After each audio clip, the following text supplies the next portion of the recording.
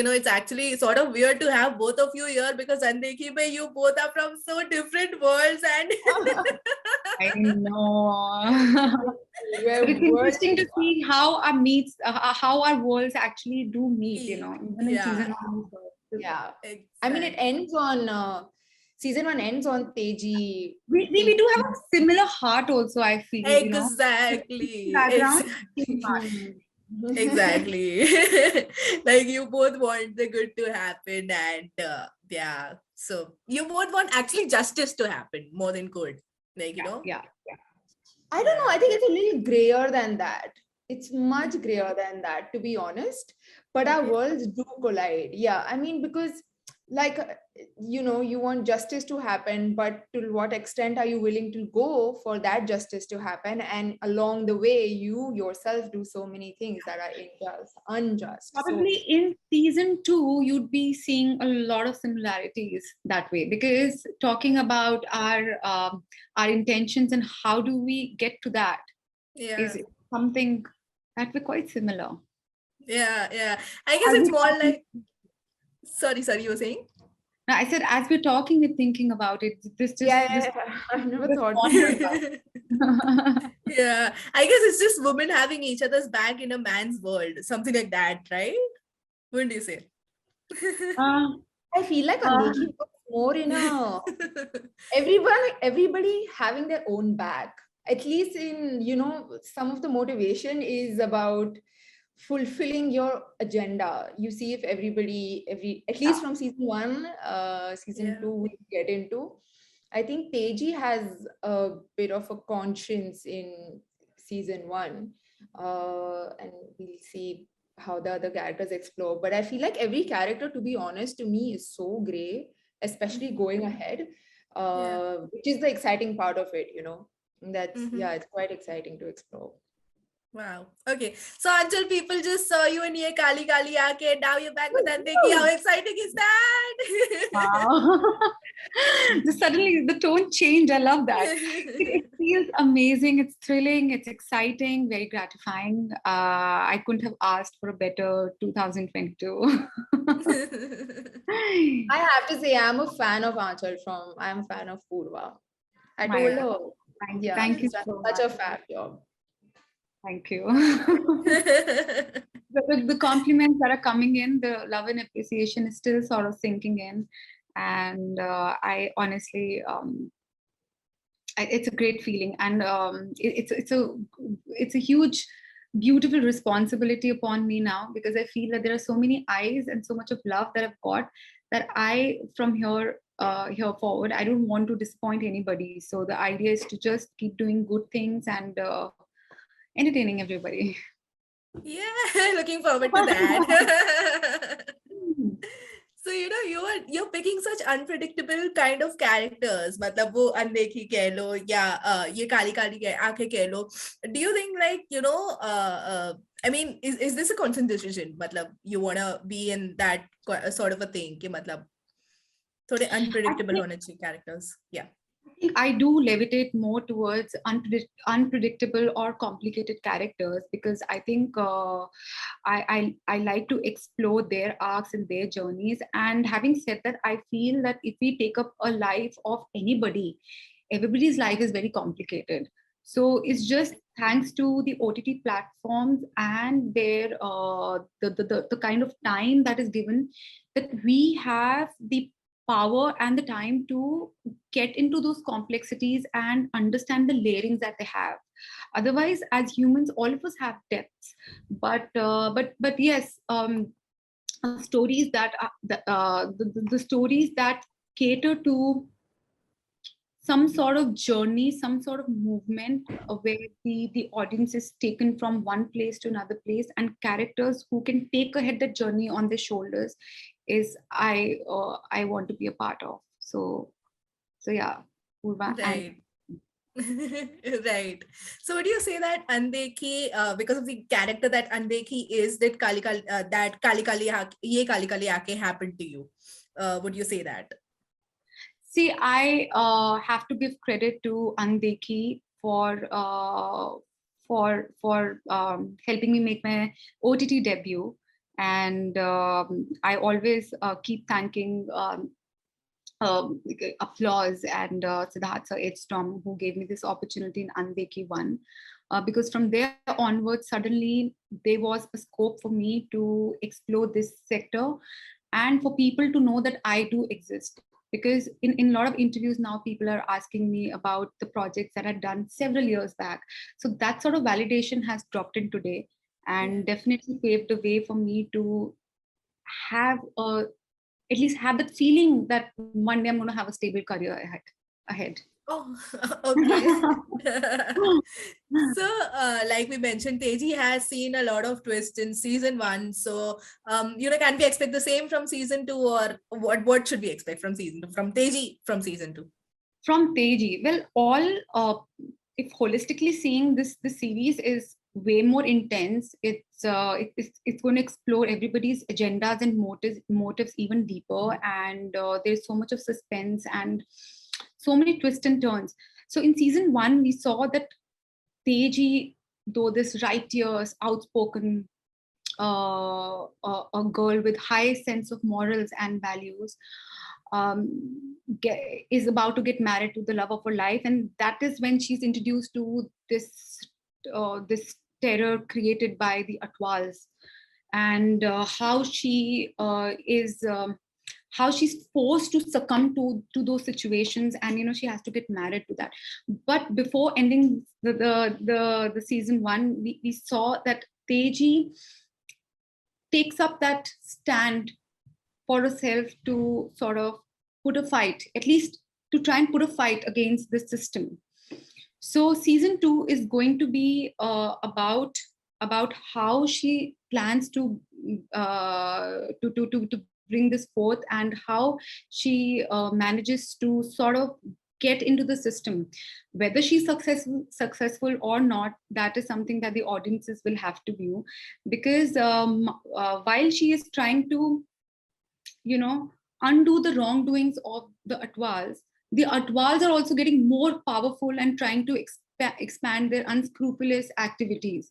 So there's this tug of war which is happening, and Teji's journey is this time definitely she is more in the front foot right now, but simultaneously she also has an internal journey that is going on. So I really like this balance of outside world and inside world that Teji is going to go through.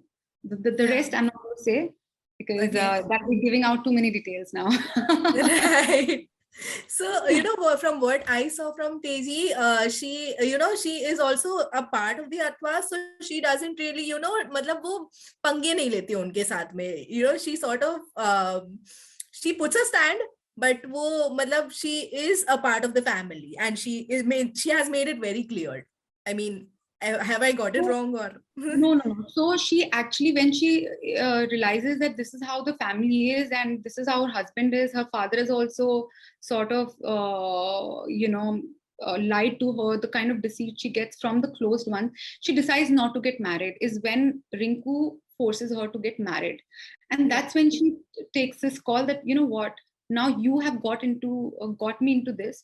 All right, fine. Now I will show you what all can I do. So she is a mentally strong girl, but she doesn't have power to her side. She cannot do much.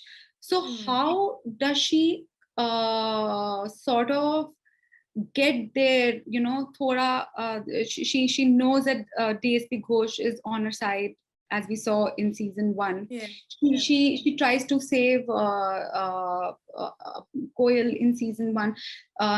Then now she's married to Daman, so uska husband bhi ho gaya wo. So it is going to be interesting to see how Teji manages to get into the system, whether she's going to manipulate it, whether she's going to do it successfully or not, whether she terribly fails is something to see. But her intentions are clear this time, that, you have got me into this, now I will have to do something to sort of correct this. Right. मतलब वो unpredictability वाला factor इतना नहीं है ये बार. Like, what she wants. She's very clear in her head. She's very clear in actions. Her intentions are very clear. It's what focus uska strong, and throughout we will just see that everything for her is going to revolve around the Atwals, that how does she sort of cut down this power grid created by the Atwals. Right. Okay, Apeksha, playing a tribal girl with such efficiency, especially, when you know nothing about that. I mean, kudos to you. And so tell me, how did you prepare for the action scenes? Because, I'm sure it wouldn't be that easy, matlab, and, it needs to look that efficient, like I mentioned. So tell me about the preparation for those scenes.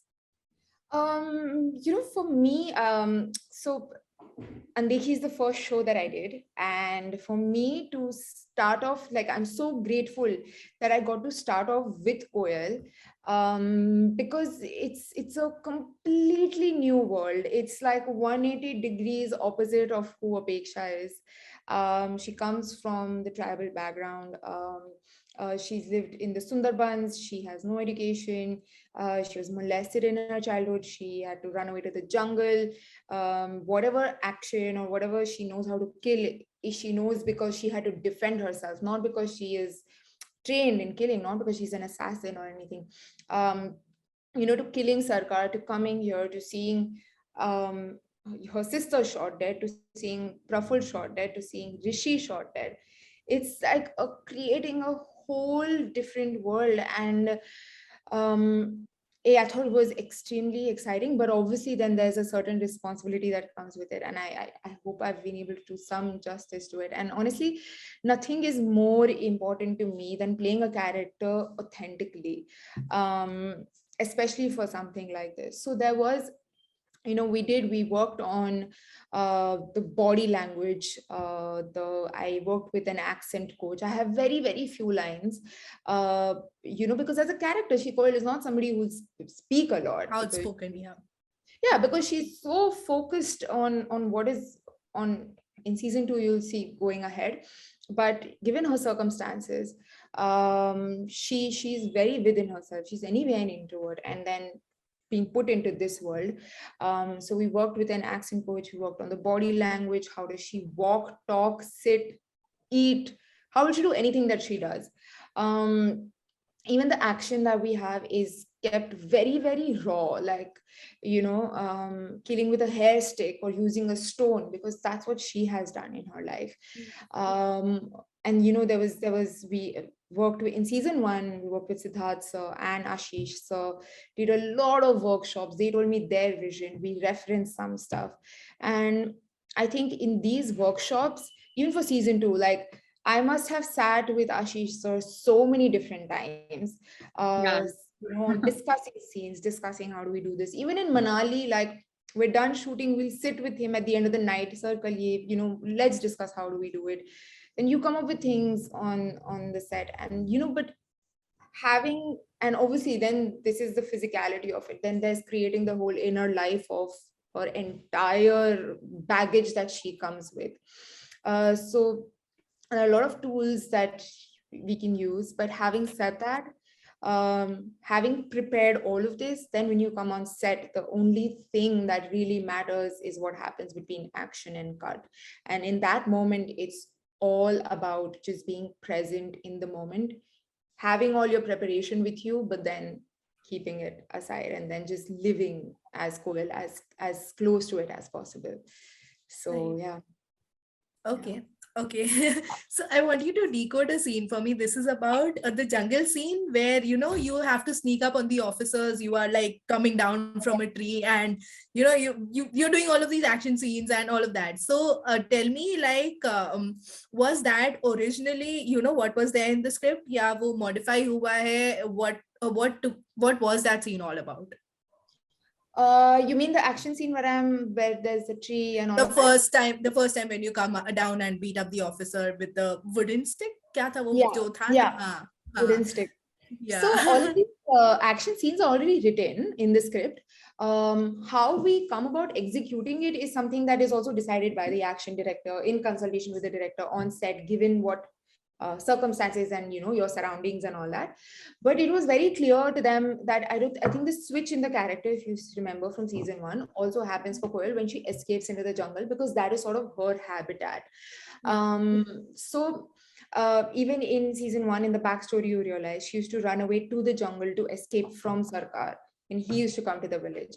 So that is sort of her habitat, that is her home. So over there, nobody can beat her because she knows the ways of the jungle more than anybody else. This is a thing that happens anyway, right? You hear the rustle of leaves in the jungle, and you know an animal has passed by. You hear their sound, you know that they are either running from something or, you know, towards a different. So these are things that is innate to her. So the action scenes are written in a way where this is her habitat and this is where she knows what she can do.